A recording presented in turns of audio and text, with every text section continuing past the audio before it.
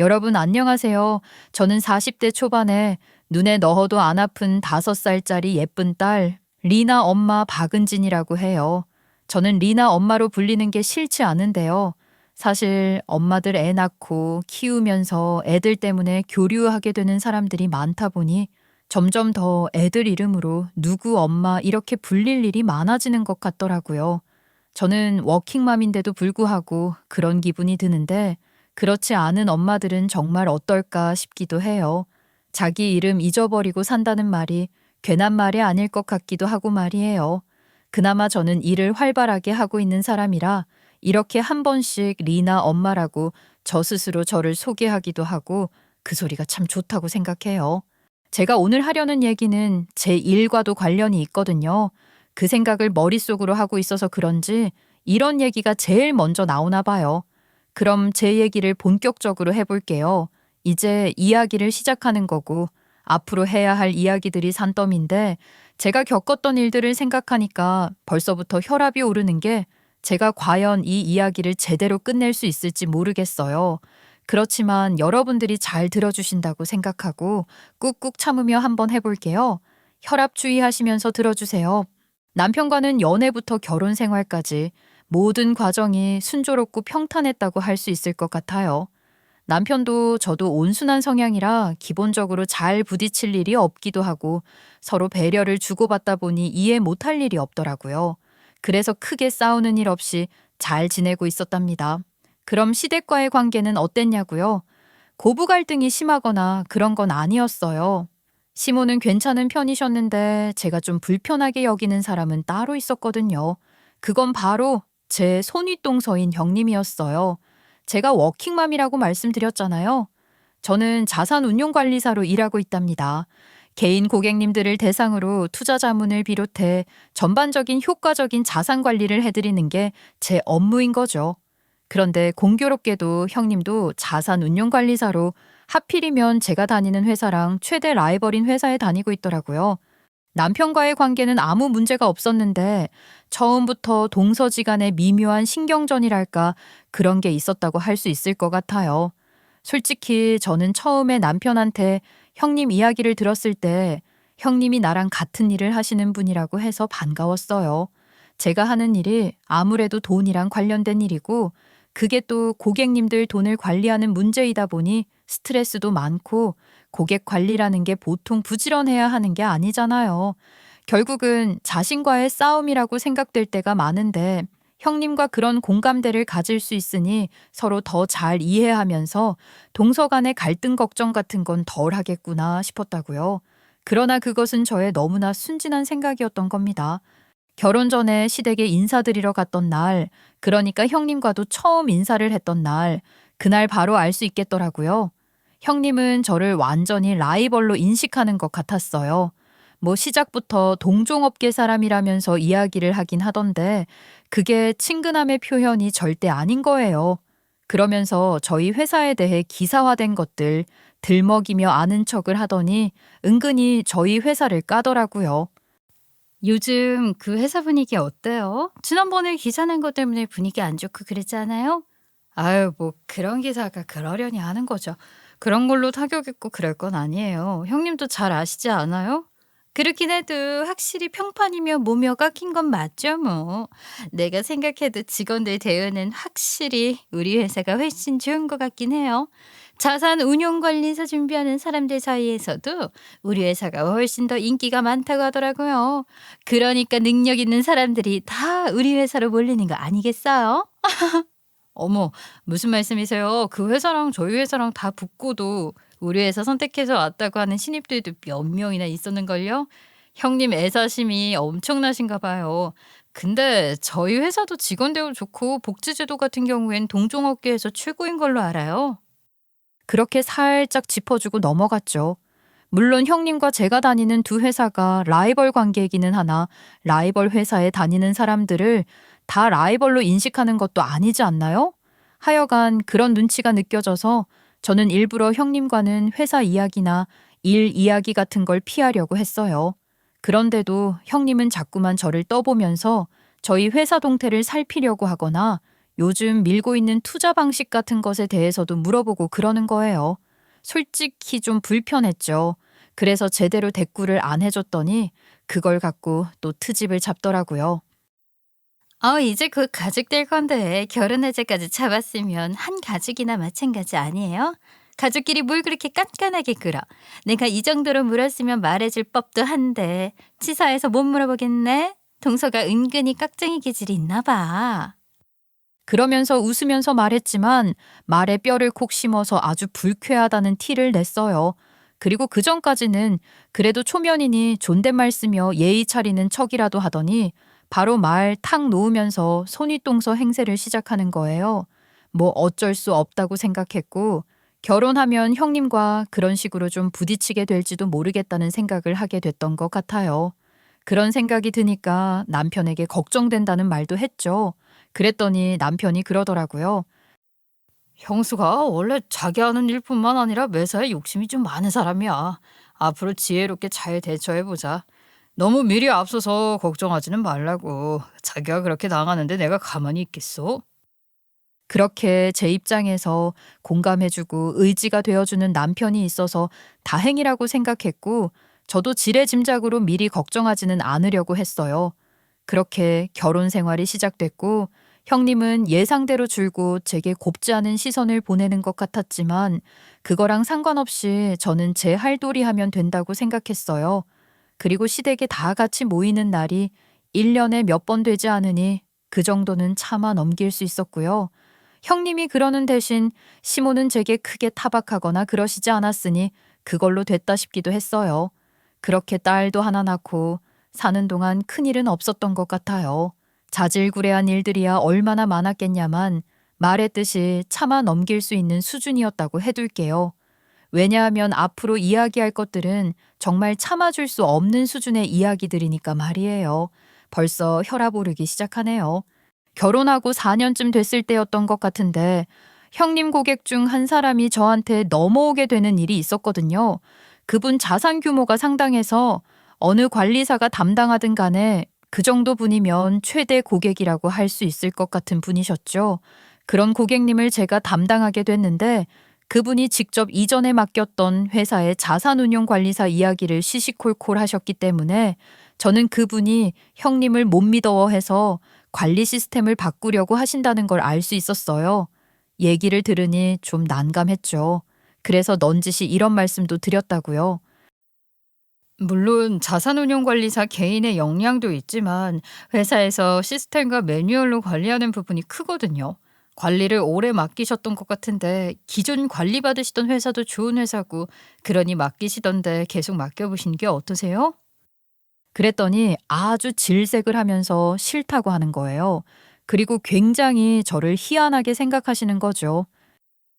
아니 다른 회사 자산운용관리사한테 굳이 맡기라고 떠미는 사람은 또 처음 보네. 회사에서 이렇게 일하는 거 알아요? 알면 싫어할 것 같은데. 사실 전에 맡기셨다던 관리사가 제 형님이세요. 아무래도 시댁 식구가 얽혀있다 보니까 괜히 제가 좀 그런 기분이 들어서 말씀드린 거예요. 어머 세상에 그래요? 동서간에 어쩜 이렇게 달라? 어디까지나 이건 일인 거지? 그게 무슨 상관이에요? 상관할 필요 없으니까 신경 쓰지 마요. 내가 이런 상담 한두 번 받아본 것도 아니고 상담을 한 번만 받아봐도 은진 씨 어떤 사람인지 알 것 같네. 마음에 든다는 소리예요. 나는 은진 씨한테 맡겨보고 싶으니까 잘 봐줘요. 알았죠? 그렇게 그 고객님을 제가 맡게 된 거였어요. 형님이 나중에 그 사실을 알고서는 어떻게 했을지 짐작이 되고도 남을 겁니다. 그때만 생각하면 지금도 치가 떨리네요. 그 고객님 상담을 처음 맡게 됐을 때 나중에라도 형님이 알게 되면 저한테 뭐라고 할 게 뻔하니까 저도 그게 좀 걸렸던 거거든요. 저희 쪽 일하는 사람들도 다 이리저리 얽혀 있고 또 이직도 많이 하니까 결국은 비밀이라는 게 없다는 걸 잘 알고 있단 말이죠. 그 일만 해도 저희 회사 선배 중 한 사람이 알고 보니 형님이랑 자격증 준비를 같이 했던 사람이더라고요. 그 고객님 같은 경우 VIP라고 할 수 있는 고객님이었으니 저희 회사 내부에서도 어느 관리사가 맡게 됐는지 그런 게 이야기가 됐었고 그 선배도 알고 있었으니 자기들끼리 있는 단체 톡방에서 그런저런 얘기를 하다가 형님도 알게 됐던 거더라고요. 아무리 그래도 그렇지. 형님은 제 예상을 몇 배나 뛰어넘는 반응을 보이며 아주 난리를 치더군요. 진짜 상상도 못한 말을 하는 거예요. 다른 사람도 아니고 동서가 어떻게 나한테 이래? 내 고객인 거 알고 뺏어간 거 아니야? 그거 도둑질이야, 도둑질 알아? 도둑년이 별건 줄 알아? 어머, 형님 도둑년이라니요. 아니 무슨 제가 관리를 잘 받고 있는 사람 일부러 빼내온 것도 아니고 그 고객님이 자발적으로 회사를 옮기겠다고 한 걸 왜 저한테 그러세요. 그 고객이랑은 일면식도 없었고요. 누군지도 몰랐다고요. 그런 상황들을 다 설명하면서 오해하시지 말라고 해도 제 말은 듣지도 않는 거죠. 너네 장사 그런 식으로 하면 안 되는 거야. 같은 업종끼리 최소한의 예의, 상도이라는 것도 몰라? 그건 지켜야지. 지저분하게 대체 이게 뭐 하는 짓이야.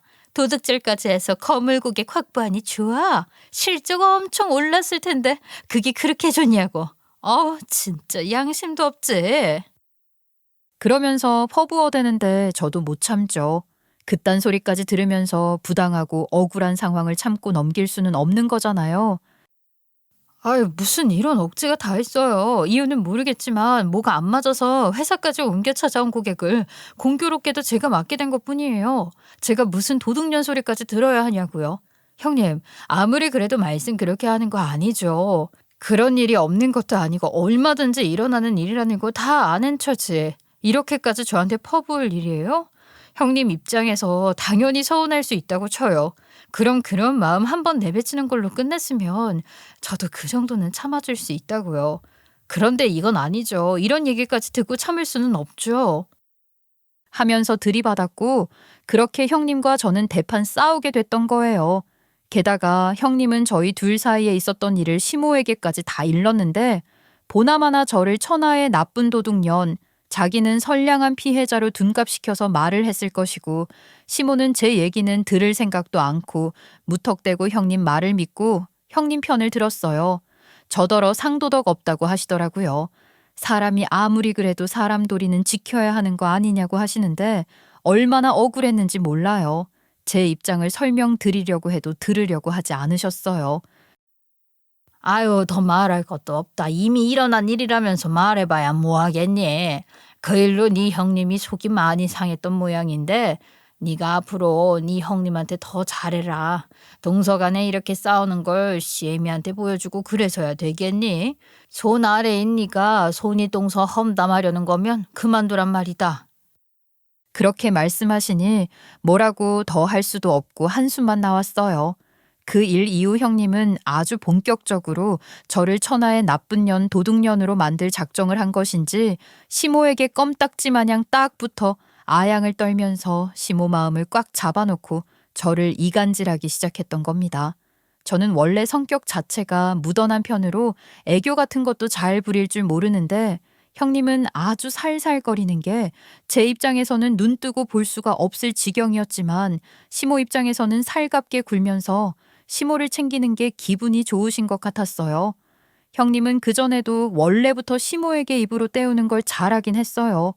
영혼 같은 거라고는 없어 보이는 말을 잘 하는 사람이 형님이었지만 시모도 저처럼 무던하신 성격이라 저랑 더 잘 맞는다고 생각했고 실제로 그렇게 잘 지내왔었거든요. 그런데 형님이 작정을 하고 시모한테 알랑방귀를 뀌기 시작하니 시모도 그게 싫지는 않으신 것 같더라고요. 아무 날이 아닐 때도 시모한테 불쑥불쑥 찾아가서 붙어 앉아있으니 시모 입장에서는 그게 싫을 수는 없었을 거예요.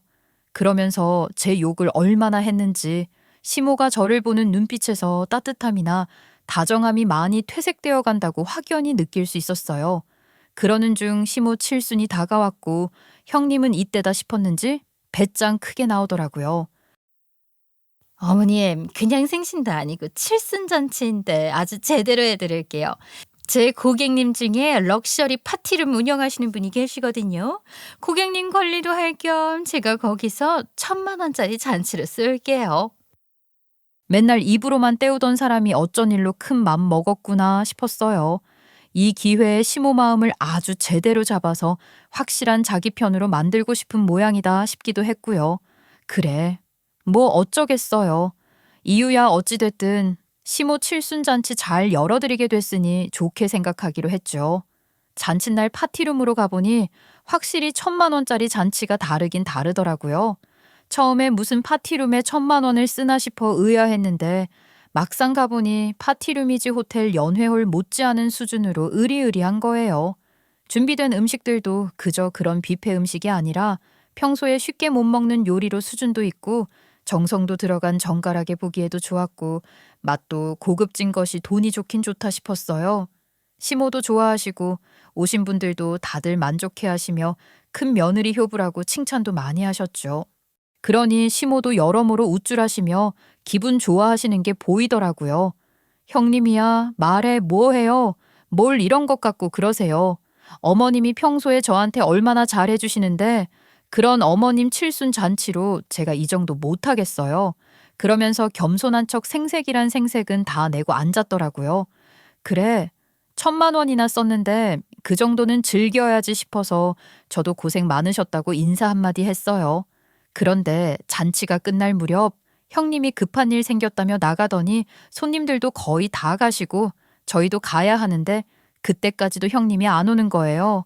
그때 파티룸 주인이 저희들이 있는 곳으로 오더니 혹시 희진 씨 동서분 계시냐고 하더라고요.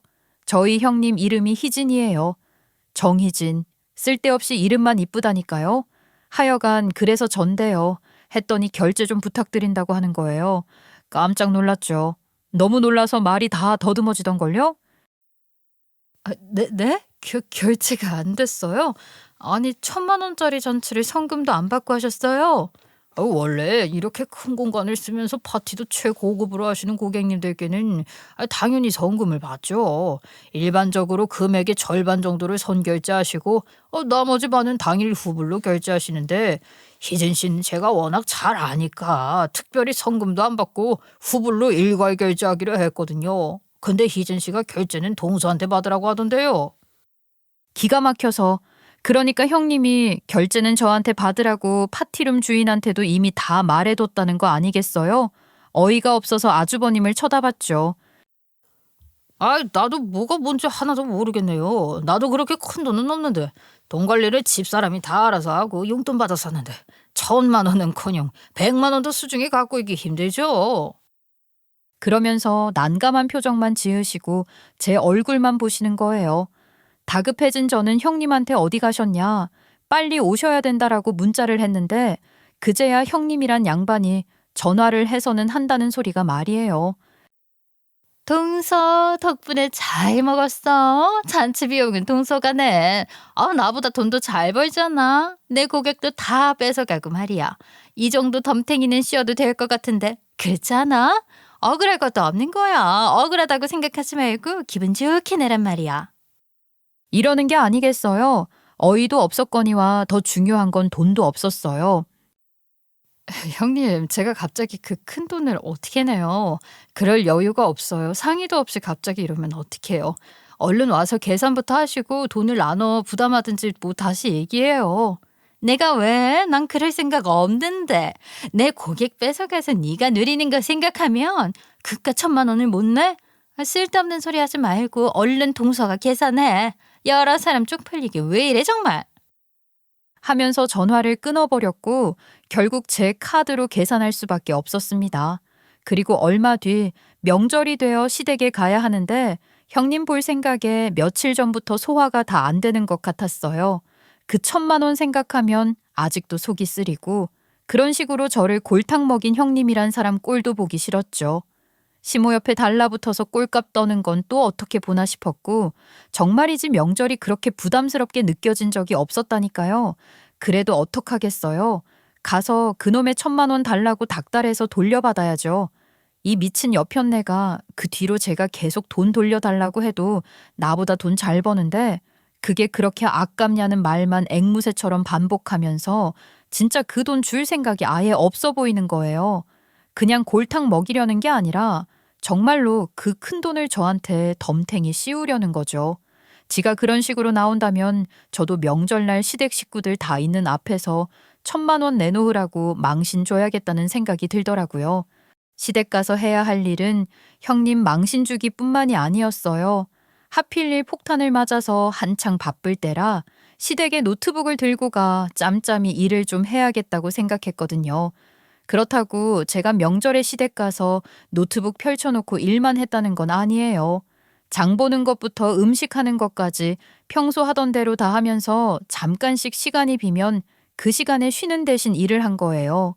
일단 급한 불부터 꺼놓고 시모 있는 앞에서 형님한테 1,000만 원을 내놓으라고 망신 줘야겠다 싶은 마음에 일을 열심히 하고 있는데 본의 아니게 제가 생각했던 것보다 일찍 1,000만 원 이야기를 꺼내게 된 거예요.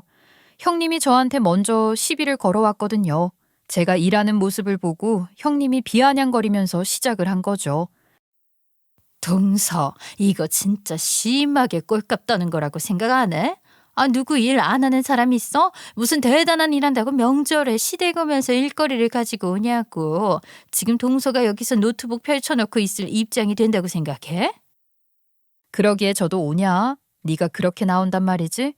그런 마음으로 형님한테 반박하기 시작했어요. 음식 준비를 안 하는 것도 아니고 할 거 다 하고 쉬는 시간에 제일 하는 건데 그게 무슨 문제예요? 형님도 음식 만들다가 힘들다고 잠깐 쉬고 계시는 거잖아요. 저는 형님한테 피해 준 거 없어요. 형님이야말로 1,000만 원 주세요. 형님이 내기로 하셔놓고 그런 식으로 뒤집어 씌우는 게 어딨어요. 아, 그건 저한테 피해 주는 거잖아요. 형님이랑 제가 그렇게 싸우니까 저것들도 싸운다면서 시모가 한숨 쉬며 달려오는데 제가 시모한테 그랬어요. 아유, 어머님, 그때 칠순잔치 비용 자기가 낸다고 해놓고 저한테 내라고 했던 거 기억하시죠? 어머님도 그때 그 자리에서 다 들으셨고 그 뒤로도 제가 형님한테 달라고 몇 번이나 얘기하는 것도 보셨잖아요. 근데 그 돈을 아직까지 저한테 안 줬어요. 형님은 제가 명절날 시모까지 계시는 앞에서 돈 타령할 줄은 몰랐는지 좀 당황한 기색이 보이더라고요. 얼굴이 빨개지기까지 해서는 또 그놈의 도둑질 타령을 해대며 트집을 잡는 거예요. 내 고개 훔쳐가기까지 하면서 악착같이 버는 돈 그럴 때라도 좋겠어. 돈도 잘 벌면서 뭘 그렇게 난리야? 다른 것도 아니고 어머님 칠순잔치 비용이었는데 그 정도도 못 내니? 내 덕분에 그렇게라도 좋은 일 했다고 생각하면 되지. 이게 111이야? 하면서 별일 아니라는 듯이 구는 모습이 정말 짜증이 나더라고요. 제가 또 반박을 하려고 나서는데 시모가 그러시는 거죠. 아유, 제발 그만 좀 싸워라. 내가 이 나이에 며느리들 싸우는 등살에 아주 살 수가 없어. 그렇게 싸우는 거 지겹지도 않니? 나는 지겹다 지겨워. 지겨워 죽겠다고. 그리고 둘째야, 너 내가 손이동서한테 그러는 거 아니라고 해도 넌 어떻게 시애미 말을 새겨들을 줄은 모르니? 내 잔치 비용 좀 낸 게 그렇게 아까워? 대체 그거 가지고 몇 번이나 말이 나오는 거냐? 정말 그렇게 싸울 거면 니네 둘이 나가서 싸우던가. 리아, 에미, 너는 꼭 사람들 다 있는 앞에서 손이동서한테 언성을 높이고 그러냐? 심지어 이 좋은 명절날 시애미도 있는 데서 언성 높여가며 꼭 이래야겠어? 어머님, 잔치 비용 제가 낸 게 억울한 게 아니라요. 사전에 아무 말도 없이 갑자기 그것도 일부러 그러셨던 거니까 저도 당황했고 그래서. 됐다. 그만해라. 내가 뭐 그런 소리 듣자고 이러냐? 이제 곧 아범들이 애들 데리고 올 텐데 들어오는 사람들 기분까지 망치려 들지 말고 그만 좀 하란 말이다. 정말 고구마 100만 개 삼킨 기분이었어요. 제 사이다는 어디에 있는 것인지 정말 숨 막혀서 돌아버리겠더라고요. 남편이랑 아주버님은 모처럼 연휴라고 애들 영화 보여준다고 나갔거든요. 어차피 남편이랑 아주버님이 음식 만드실 것도 아니고 애들도 답답해하니까 명절 때는 종종 남자들이 애들 데리고 나가서 시간 보내고 들어오곤 했죠. 아직 들어올 때가 안 되긴 했지만 그렇다고 형님의 시모까지 상대하며 계속 말씨름을 할 수도 없고 그렇게 어색한 공기가 감도는 가운데 음식을 다시 장만하게 됐던 거예요. 그런데 진짜 분위기 개판된 거 아니겠어요? 시모가 키우는 강아지들이 지들끼리 놀다가 음식 해놓은 것들을 다 뒤집어 놓고 밟고 그러는 바람에 음식을 하나도 못 쓰게 된 거예요. 시모가 강아지를 3마리나 기르고 계시는데 3마리 다 유기견으로 불쌍하다고 한 마리씩 데려다 키우게 된 거거든요. 시부도 돌아가시고 안 계시니 혼자 적적하셔서 더 그러신 거죠. 그래서 그런지 시모는 데려온 강아지들에게 엄청 지극정성이셨어요. 그러니 강아지들이 놀다가 그런 걸 어쩌겠냐 하시면서 시모가 장을 다시 봐오시겠다고 어질러진 거 치우고 있으라고 하시더라고요. 어지르는 건 한순간이라도 치우는 건 힘든 거죠. 기름진 음식들이라 바닥이 어찌나 미끈거리는지 고생하며 다 치워놨는데 그러고도 시모가 아직 안 오시기에 전 다시 거실 테이블에 노트북 올려놓고 일을 하고 있었어요. 그런데 고객님 전화가 온 거예요. 명절 연휴에 무슨 일이신가 했는데 고객님 목소리가 엄청 다급한 게 좀 심각한 일 같아서 잠깐 방에 들어가서 통화를 했어요. 정신없이 통화를 하고 다시 거실로 나왔더니 집안이 너무 조용한 거예요. 뭐지? 이 쎄한 기운은? 그러고 보니 꼬물거리는 강아지 3마리가 다 없어진 거였더라고요. 마침 그때 장 보러 갔던 시모가 돌아오셨고 시모가 현관에 들어서면 미친 듯이 달려나와 꼬리 흔들어대는 애들이 없으니 강아지들 다 어디 갔냐? 방에 넣어놨냐 하시는데 형님이 갑자기 불쑥 이러는 거예요. 아우, 어머님, 동서 때문에 애들이 다 도망갔어요. 동서가 집에 기름 냄새가 진둥해서 머리가 아파 일을 못하겠다고 하더니 창문도 안 있고 현관문을 열었지 뭐예요? 문 여는 소리가 나니까 애들이 어머님 오신 줄 알고 뛰어나왔다가 문이 열려 있으니까 그대로 뛰쳐나가는데 어찌나 빠른지 어떻게 해보지도 못하고 다 놓쳤어요. 그런데도 동서는요, 지 전화 받는다고 방에 들어가서 여태 있다 나온 거예요. 기가 막혀서 세상에 어쩜 그런 거짓말을 입에 침도 안 바르고 잘만 하더라고요. 그런 누명을 뒤집어 쓸 순 없죠. 아니에요, 어머님. 사실이 아니에요. 모함이라고요. 저거 다 거짓말이에요. 그랬지만 시모는 이미 형님의 말을 믿는 듯 했어요.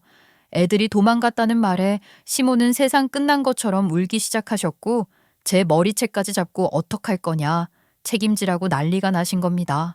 이성을 잃으신 것 같았어요. 저는 그렇게 아무 죄도 없이 시모에게 머리채까지 잡힌 상태에서도 정신줄 잘 붙들어 매고 침착하게 말했어요. 어머니, 이거 놓으시고 저 홈캠 돌려보세요. 그거 보시면 다 아실 거 아니에요. 형님이 그건 몰랐던 거죠. 시모가 3번째 강아지를 데리고 오신 게 불과 한 달쯤 전이었는데 그때 제가 펫 CCTV로 활용하시라고 홈캠을 설치해 드렸었거든요. 제 고객님 중에 남편분이 그쪽으로 일하시는 분이 계셔서 큰 건 아니지만 실적도 올려드릴 겸 시모에게 점수도 좀 따볼 작정으로 설치해 드렸던 거예요. 시모가 강아지들 걱정돼서 외출도 잘 안 하시는데 그래도 어쩔 수 없이 나가야 하는 모임 같은 것도 있으니 그럴 때 외출하셔서도 애들 잘 있는지 보실 수 있다고 했더니 너무 좋아하셨죠. 하여간 그렇게 설치해둔 홈캠이 있었던 거예요. 저는 정말이지 아무 상관없어요. 홈캠 돌려보시면 어머님도 금방 아시게 될 거예요. 아이고, 그래, 맞다. 그러고 보니까 홈캠이 있었지. 애들이 없어졌다는 말이 깜짝 놀라서 그건 생각도 못하고 있었네. 얘 어디 한번 가져와 봐라. 전혀 예상 못하고 있었을 테니 형님 얼굴이 아주 사색이 되더라고요. 그 꼴 보는 것만 해도 이미 통쾌하기 시작했습니다. 예상대로 홈캠에는 형님이 강아지 3마리 다 내보내는 게 고스란히 다 찍혔고 게다가 생각지도 못한 장면이 덤으로 찍혔더라고요. 형님이 제가 전화하러 들어간 사이 제 노트북도 건드린 거예요. 뭘 엄청 열심히 보더니 자기 핸드폰으로 사진까지 찍어대는 거 있죠? 대체 뭘 찍은 거죠? 빨리 말하세요. 형님이 그렇게 입 꼭 다물고 가만히 있는다고 해결될 일이 아니에요. 요즘은 휴대폰 파일 복구하는 포렌식 업체도 있고요. 지금 바로 경찰 불러서 조사해달라고 할 수도 있어요. 그렇게 으름장을 놓았죠. 물론 제가 노트북으로 살펴보고 있었던 파일을 생각하면 형님이 어떤 내용을 찍었을지는 이미 짐작이 가긴 했어요. 그래도 제 눈으로 확인은 해야 하는 거잖아요. 옆에 계시던 시모도 형님 거짓말에 뒤통수 맞아 배신감을 느낀 상태였기 때문에 제 편을 들어주셨어요. 아유, 그래, 둘째 말이 맞아. 명절날 내 집에 경찰까지 부르게 하지 말고 빨리 뭘 찍었는지 내놔. 얼른 보이라고. 너도 머리채 잡히고 싶어서 그러냐? 어디 제대로 한번 잡아줘. 형님은 결국 울며 겨자 먹기로 휴대폰으로 뭘 찍었는지 보여주더라고요. 제가 바로 그 휴대폰을 낚아채서 봤는데 역시나 고객들 개인정보와 관련된 내용이었습니다. 그걸 보는데 정말 눈 돌아가는 거예요. 그래서 형님한테 쏘아붙이기 시작했어요. 아니, 이게 뭐예요? 이거야말로 도둑질이지. 도둑년은 따로 있었네. 지금 내 노트북에 있는 고객 정보 빼간 거예요? 그 회사는 일 이렇게 한답니까? 열받은 저는 성질을 부렸고 그러니 형님 그년도 큰일 났다 싶으니 눈치 보면서 그러더라고요. 이제 다 확인한 거 아니야? 그럼 돌려줘. 함부로 노트북 내용 찍은 건 미안해.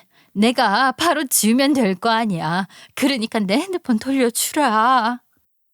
제가 안 주려고 하니까 제 손에서 핸드폰 뺏으려고 하는 바람에 안 뺏기려는 저와 뺏으려는 형님이 실랑이를 벌이는데 시모가 형님을 밀어버리면서 제압해 주신 틈을 타 저는 잽싸게 방으로 들어가 문을 잠그고 증거를 확보하기 시작했어요. 다행히도 휴대폰 화면이 꺼지진 않았더라고요. 화면 꺼지면 또 잠금 화면 때문에 형님한테 풀어달라고 해야 하잖아요. 번거로울 뻔했는데 다행이었죠. 저는 형님 휴대폰 사진 갤러리도 캡처했고 형님이 찍었던 제 노트북 화면 사진들도 다 문자로 제 휴대폰으로 보내놓고 그랬어요. 제가 그러는 동안 형님은 문 밖에서 문을 아주 다 부술 지경으로 발로 차면서 악을 쓰더라고요. 그러니 시모가 인연이 내 집 다 박살내겠네 하면서 큰 소리 치는 소리에 이어서 우당탕탕 아주 다 깨부수는 소리가 나고 형님이 찢어지게 소리를 지르며 살려달라고 하더라고요. 머리카락만큼은 안 된다고 노친내라며 소리를 질러대더라고요. 이제는 시모고 뭐고 눈에 뵈는 것도 없고 막 나가나 봐요. 그렇게 증거를 다 확보해놓고 여유 있게 방문을 열었더니 형님은 머리를 몇 움큼이나 뜯겨서 씩씩거리고 있더군요. 형님년이 원래도 머리숱이 없는 데다가 정수리 가마 부분이 휑해서 가뜩이나 신경을 쓰고 있었으니 아주 죽을 맛이었을 거예요. 그럴수록 저는 더 통쾌했죠. 그리고 저는 우선 시모에게 강아지 탐정부터 불러서 강아지들 먼저 찾자고 했어요.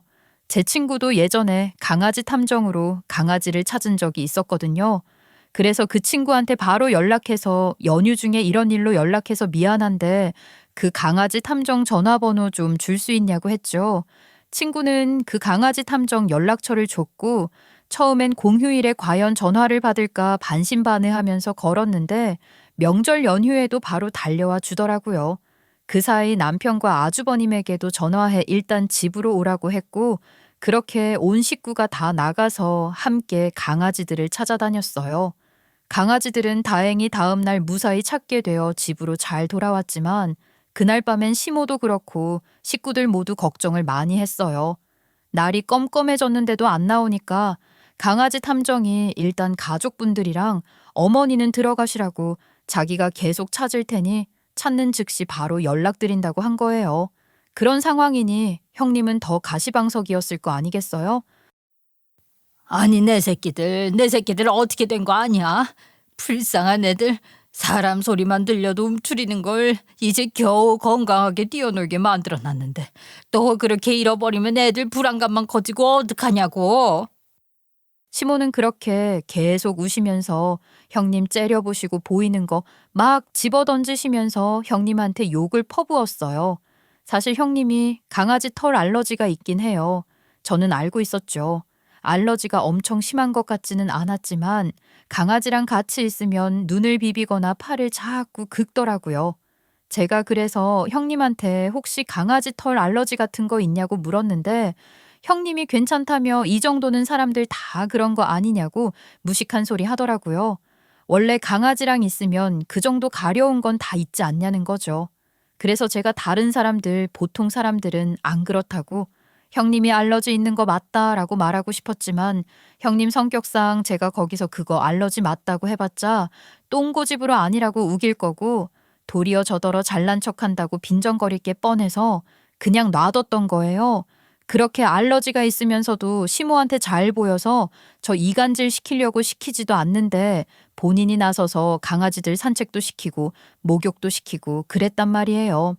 산책시키고 있는 걸 본 적이 있는데 아주 질색을 하는 거예요. 하여간 그것 때문에 강아지들이 싫었을 수도 있지만 그렇다고 강아지들을 몰래 다 내보낸 이유가 그것만은 아닐 테죠. 보는 사람이 없으니 그런 짓을 저질러 놓고 다 저한테 뒤집어 쓰일 작정을 하고 그랬을 거예요. 지가 싫어하는 강아지들 내보내면서 저를 시모한테 더 미움받게 할 수도 있고 그야말로 일석이조의 좋은 기회라고 생각했던 거겠죠. 하여간 형님 입장에서는 지금 강아지 없어져서 시모가 노발대발하는 게 문제가 아닐 거예요. 욕 좀 먹는 게 대수겠어요? 제 노트북에서 고객 정보 빼낸 건 범죄인데 말이에요. 그러니 시모는 안중에도 없고 저한테 매달려서 비는 거죠. 동서, 정말 신고할 거야? 아니지. 식구끼리 그런 건 아니잖아. 제발 신고만은 하지 말아줘. 회사에서 알면 나 잘릴 수도 있어. 그러니까 한 번만 봐줘. 내가 진짜 잘못했어. 식구끼리라고 하셨어요? 정말 신고할 거냐고요? 형님은 정말로 저한테 1,000만 원씩이나 눈도 깜짝 안 하고 덤탱이 잘만 씌우시던데요. 저는 왜 형님을 식구라고 봐드려야 해요? 어림없는 소리 하지도 마요. 형님 고객이 형님이 마음에 안 들어서 나한테 온 걸 가지고 아무 잘못도 없는 나한테 도둑년이라고 했던 거 기억나죠? 어떻게 그런 말을 하나 싶었는데 알고 보니까 지가 도둑년이었네? 지가 도둑년이라서 그 도둑년 소리가 그렇게 쉽게 나왔나 보지? 절대로 그냥 안 넘어가요. 나한테는 이미 증거도 다 있고 법대로 할 거니까 각오하라고요. 그래도 형님녀는 정신 못 차리고 계속 저한테 비는데 그걸 보고 있던 시모가 형님년 얼굴에 부추전을 던지면서 소리를 지르시는 거예요. 이년아, 니년이 지금 내 강아지들까지 다 내쫓아놓고 니년 살궁리만 하냐? 어? 이 대먹지 못한 년, 내 강아지들 어떻게 되면 나도 가만히 안 있어. 이년아, 뭐 이런 년이 다 있어. 이 년이가 아주 이중인격 아니야? 아니 미친 년 아니냐고. 시모가 그렇게 분노 폭발하실 만도 하죠. 그렇게 살살거리면서 비위 맞추던 년이 시모가 아끼는 강아지들을 다 내쫓은 거잖아요. 다음 날 강아지 탐정으로부터 강아지를 찾았다는 연락이 왔고 시모는 품 안에 강아지들을 안으며 오열을 하셨어요. 그렇게 난리통 명절을 보낸 후 저는 바로 변호사를 찾아갔습니다. 형님년이 한 짓을 무슨 벌로 어떻게 처벌할 수 있는지 알아보고 바로 고소해야 했으니까 말이에요. 저는 당연히 이건 절도죄가 아니냐며 변호사한테 증거를 보여주고 정황 설명도 했거든요. 근데 변호사 말이 이런 식의 정보 유출의 경우 절도죄로 성립이 안 될 가능성이 있다고 하는 거예요. 네? 아니 왜요? 납득이 잘 안 되는데요. 이렇게 증거가 확실한데 이게 왜 절도죄 성립이 안 된다는 말씀이세요? 법에서 정의하는 절도죄의 객체는 타인의 재물이거든요. 근데 그 재물이라는 게 물질성을 가진 동력을 포함한 것으로 보기 때문에 컴퓨터나 인터넷상의 정보 같은 것을 유체물로 보기 어렵다고 판단할 수도 있고 실제로 그런 판례가 많아요. 게다가 정보 자체를 훼손하거나 피해자의 점유 및 이용 가능성을 감소시키는 게 아니라 복사하거나 사진을 찍거나 하는 것은 절취행위로 보기 어려울 수도 있어요. 세상에, 이런 법이 어디 있어요? 법이라는 게 참 어이가 없을 때가 많네요. 아니 그 정보를 빼내서 제 고객을 뺏어가기라도 하면 제 정보 점유나 이용 가능성이 낮아진다는 게 맞는 거잖아요. 물론 그렇게 주장할 수도 있지만 확실하게 인정받을 수 있다고는 말씀드릴 수 없어요.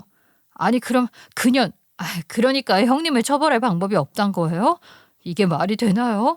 너무 걱정하지 마세요. 제가 설명을 해드릴게요. 보통 근로계약서를 작성할 때 부정 경쟁 방지 및 영업비밀 보호에 관한 법률 조항이 적힌 계약서에 서명하는 경우가 많아요. 고객 정보를 다루는 회사니까 당연히 해당될 것이고 그럼 형님은 그 조항을 위반한 거예요. 따라서 그에 따른 처벌을 받게 할 수는 있습니다. 그것만으로도 충분히 형사처벌은 물론이고 손해액에 대한 배상도 청구할 수 있어요. 그러니까 절도죄는 아니어도 합당한 처벌을 받게 할 수 있다는 거죠? 그럼 됐어요. 아휴, 이렇게 증거가 명백한데 처벌 못하는 줄 알고 10년 감수했네요. 그리고 그게 끝이 아니에요. 고객님 형님이란 분이 빼돌린 정보는 다름 아닌 개인정보인 거죠. 그러니까 개인정보보호법 위반에 대한 처벌 또한 받게 할 수 있습니다. 개인정보 유출이 얼마나 민감한 사안인데요. 절대 가벼운 죄가 아니죠. 제가 걱정 마시라고 말씀드렸잖아요. 저는 그렇게 믿음직한 변호사의 도움을 받아 형님을 바로 신고했어요. 형님 회사에서는 형님이 남의 회사 정보를 빼오는 것뿐만 아니라 자기 회사 정보를 경쟁사 팔아넘기는 행위는 하지 않았는지 추가적으로 대대적인 조사를 벌였고 형님은 당연히 회사에서 잘렸어요. 시모는 형님의 실체, 정체를 알게 되고 제게 미안하다고 거듭 말씀하셨어요. 고년이 매일같이 찾아와서 네 욕을 해대니 나도 모르게 그년한테 물이 들었던 모양이야. 요즘 말로 그 뭐냐 가스라이팅 어쩌고 하는 그거 있잖아. 내가 그거를 당한 거지 싶어. 그래도 칠순잔치 비용 대신 내게 했을 때 그거 어떻게든 안 내려고 하고 그 뒤로도 몇 번이나 그 돈 갚으라고 하는 걸 보고서는 나도 내심 너한테 서운했지. 시모가 그렇게 말씀을 하시지 저도 이제는 사실대로 말씀드려야겠다 싶었어요. 사실 시모 칠순 전에 제게 큰돈 나갈 일이 있었거든요. 자궁근종이 있어서 치료를 받고 있었는데 상태가 너무 안 좋아져서 아기집을 드러내야 한다고 해서 급하게 수술을 하느라 수술비만 1,000만 원 가까이 들었던 거예요. 그래서 이미 충분히 경제적으로 부담되는 상황에서 또 1,000만 원을 긁게 생겼으니 제 입장에서는 난감했던 거죠. 남편만 알고 있고 시모에게는 일부러 말씀을 안 드렸어요. 칠순 잔치 앞두고 좋은 얘기도 아닌 걸로 걱정 끼치고 싶지 않아서 말씀을 안 드렸던 거였죠. 그러니 딱 그 시기에 정말 돈이 없었고 억지로 긁은 카드값 1,000만 원도 할부로 갚느라고 허리띠 졸라매고 있었답니다. 그 이야기를 시모에게 하는데 괜히 서러워서 눈물이 나더라고요. 몸이 아파 큰 수술을 했다며 제가 울기까지 하니 시모는 숙연해지시더군요. 한동안 말도 제대로 잊지 못하시더니 제 손을 잡고 말씀하셨어요. 아이고, 그래. 그런 일이 있었구나. 고생 많았다. 아이고, 그런 줄도 모르고 내가 머리채까지 잡았으니 그 죄를 다 어찌할까 싶구나. 미안하다 얘. 그년 말만 듣고 너한테 사정 한번 물어봐 주지 못했던 게 너무 미안해. 모질게 굴었던 거 쉽게 잊을 수야 없겠지만 앞으로 이 시애미가 더 자라마. 시모가 그렇게 말씀해 주셔서 더 눈물이 났던 것 같아요. 따뜻한 위로의 말씀으로도 충분했는데 시모는 제게 1억이라는 큰 돈을 주시겠다고 하셨습니다. 그 자리에 아주버님도 계셨으니 아주버님께 그렇게 할 테니 섭섭해 말라는 말씀까지 하시더라고요. 형님이란 연눈이 휘둥그레 해서는 어쩔 줄을 몰라 하는 거예요. 형님은 시모한테 그 정도의 현금이 있다는 걸 꿈에도 몰랐을 거예요. 물론 저도 몰랐죠. 시모는 20평대 구축 복도식 아파트에 살고 계시는데 시부가 물려준 재산도 별로 없었으니 재산이라곤 그 아파트 하나라고 생각했어요. 현금 자산이 그것도 1억이나 되는 돈을 모아놓으셨을 거라고는 짐작도 못했거든요. 너희 아버지 돌아가신 지도 꽤 됐고 나 혼자 사는데 돈 나갈 일이 뭐가 있겠니? 이 아파트도 관리비만 내면 되는 거지? 돈 나갈 데가 많지 않으니까 돈 생기는 족족 그냥 모았어. 시모가 나이에 비해 정정하시다 보니 가사 도우미 일도 다니시고 가끔씩 직접 캔 나물 같은 것도 시장에 내다 팔고 그러시면서 돈을 조금씩 모으셨는데 그게 1억이나 됐다는 거였어요. 아유, 어머니 마음만으로도 감사해요. 어머님이 어떻게 모으신 돈인데 그걸 제가 어떻게 받아요? 어머님 마음만으로도 저 이미 충분히 감사해요. 아유, 아니다. 내가 이렇게라도 해야 마음이 좋아질 것 같아서 그래. 그러니까 기분 좋게 받아다오. 시모가 부득부득 그러셔서 그럼 감사히 받겠다고 할 수밖에 없었어요. 그랬더니 형님녀는 완전 눈깔 뒤집어진 거예요. 아니, 머리채 좀 잡았다고 1억을 주시는 거예요? 머리카락은 제가 더 많이 뽑혔거든요. 이거요, 손해배상 청구해도 될 정도라고요. 그놈의 강아지들 때문에 저도 병원 다니느라 병원비도 많이 나왔다고요, 어머님. 그러면서 빽빽거리는데 정말 기도 안 차는 거예요. 아니 지가 지금 그런 소리 짓거릴 처지가 된다고 생각하는 걸까요? 그 꼴을 보더니 아주버님께서도 도저히 못 참겠던지 한마디 하시더라고요. 최수 씨가 1억을 받든 100억을 받든 네가 무슨 상관이야. 그나마 애들 엄마로 붙어있고 싶으면 그 입 닥치고 가만히 있어. 아주버님이 그러니 형님은 당장은 무슨 반박이라고 하려는 듯 움찔하더니 안 되겠다 싶은지 결국은 아무 말도 못 하더라고요. 형님은 형사처벌 결과 실형까진 아니고 벌금형을 받았는데 그 벌금이 적지 않고 또 손해배상금까지 물어야 하는 상황이니 회사에서 불명예스럽게 잘린 판에 목돈 마련할 방법이 없으니 저한테 와서는 시모가 준 1억에서 좀 빌려달라고 하는 거예요. 진짜 제정신 아닌 년입니다. 그나마 아주버님이 아직은 내치지 않고 데리고 살고 있으니 내가 최소한의 예의는 갖춰주겠지만 나한테 형님 대접 받을 생각 마. 사람 대접해주는 것도 쉽지 않아. 어디서 무슨 돈을 탐내는 거야. 그 돈이 네가 지은 죄값 치르는데 쓸 돈인 줄 알아? 어머님이 평생 모으신 돈이야. 인간 되려면 아직도 멀었지. 내 집에서 당장 나가. 너 같은 년 상대하기도 싫으니까. 그렇게 내쫓았고 자꾸 이런 식으로 찾아오면 아주버님한테도 다 잃을 거니까 이혼당하고 싶으면 마음대로 하라고 했어요. 이후로 형님은 집안에서 찍소리는커녕 숨소리도 제대로 못 내고 죽은 듯이 지내고 있답니다. 가족 모임 같은데 애들 데리고 오긴 하는데 아주버님께도 꽉 잡혔고 시모도 못마땅해 죽으려고 하면서 좋은 소리 한마디를 안 하시니 지 나름대로 애를 쓴다고 쓰는 게 오히려 역효과만 나는 거죠. 그러니 투명인간처럼 지내는 게 나을 거라고 생각했을 거예요. 아주버님도 애들만 아니면 당장 내치고 싶을 테니 최대한 거슬리지 않는 게 상책이죠. 여차하면 언제든지 이혼할 작정이시니 형님 그녀는 그렇게라도 붙어 살려면 계속 그렇게 죽은 듯이 살아야 할 거예요. 저는 정당하게 상속세까지 다 내고 시모가 주신 1억을 감사하게 받았고 그 돈은 우리 딸 교육비랑 대학 학자금에 보태서 의미 있게 쓸 거예요. 할머니가 평생 아끼면서 모아놓으신 돈을 엄마 주신 거라고 자랑도 하고 우리 리나 부족함 없이 공부할 수 있게 해주겠다고 생색도 내고 할머니께 감사하는 마음으로 더 잘하라는 당부도 했어요.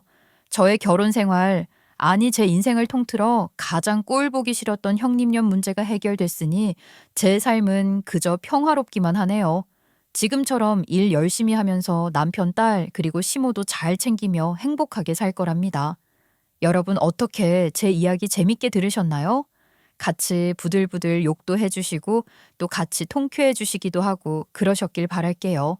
끝까지 들어주셔서 너무 감사드리고요. 우리 모두 착하게 살아요. 감사합니다.